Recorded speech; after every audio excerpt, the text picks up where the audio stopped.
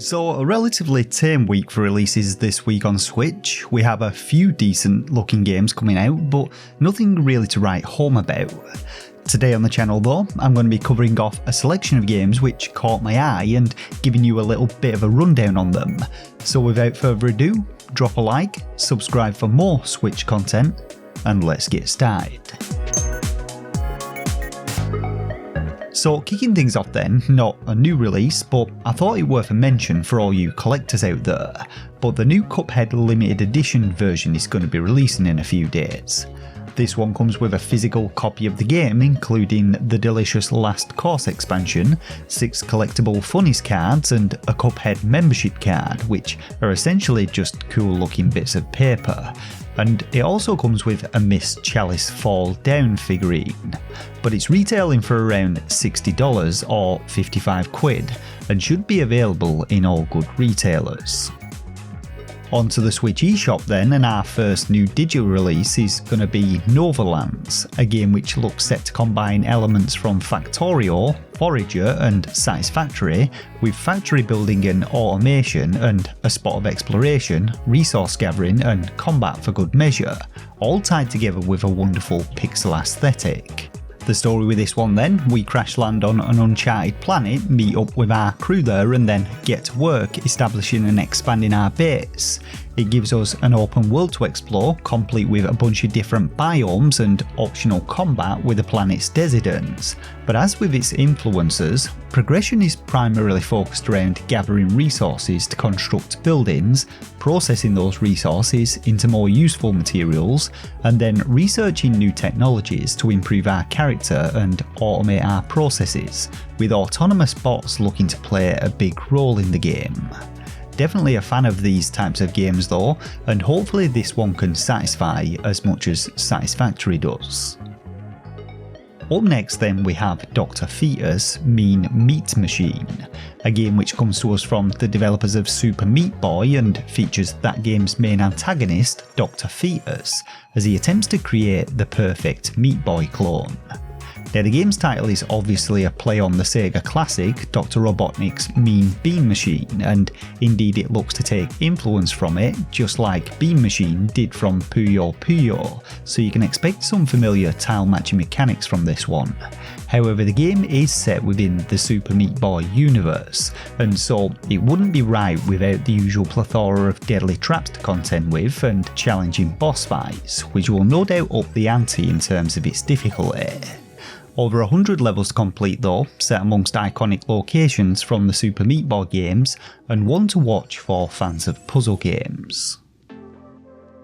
So Valthirian Arc Hero School Story 2 is our next title, and one which released a couple of months back on Steam to mixed reviews, but it's a game which looks to blend classic JRPG elements with those of a simulation management game, having you play as a principal of a school for heroes, developing your school whilst simultaneously training its pupils and sending them out on quests. It pretty much looks to be a combination of Two Point Campus and Final Fantasy, with a turn-based combat system based around proficiencies and breaking enemy weaknesses, but the general gameplay loop has you building up your school, upgrading its facilities and managing the day-to-day activities of your students, training them up before deploying them to help the citizens of Valthiria and building your school's renown.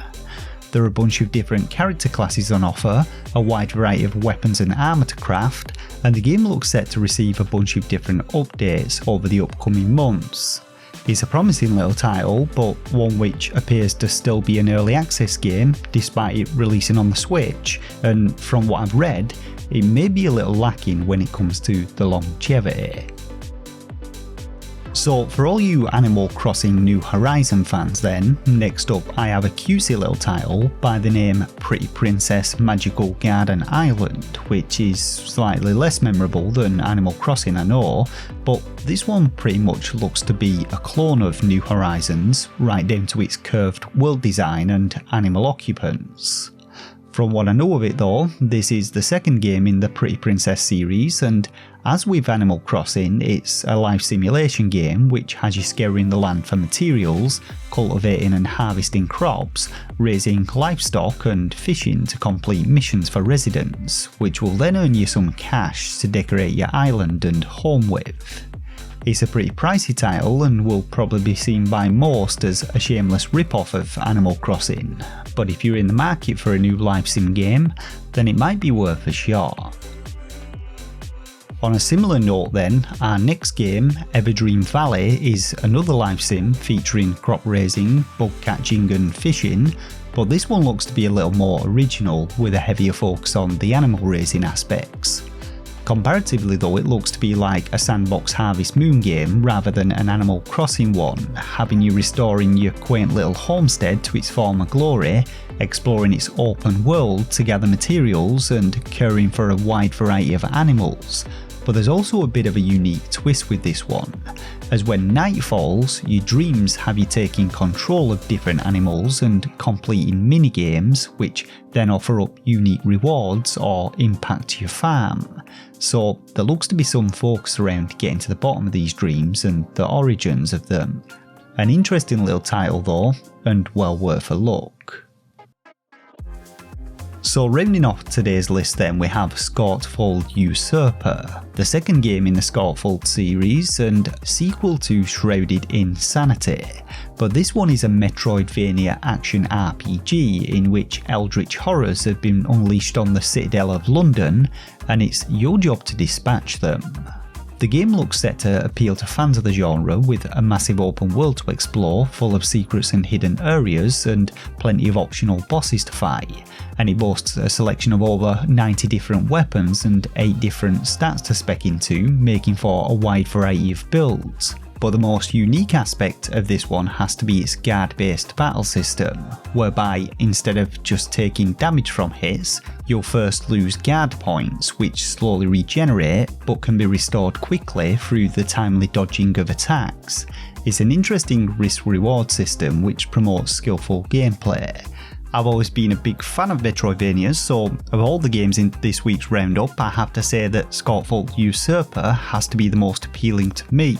and I really like the dark pixel visual aesthetics in this one, but all in all, a decent looking title, and in my opinion, well worth a look at.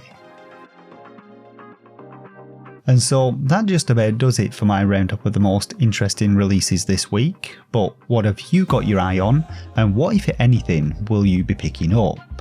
Let me know down below, and if you enjoyed this video, do me the honours of dropping a like, subscribe to the channel for more Switch content, including reviews, deals, top lists and more, and until next time, take care of yourselves and game on.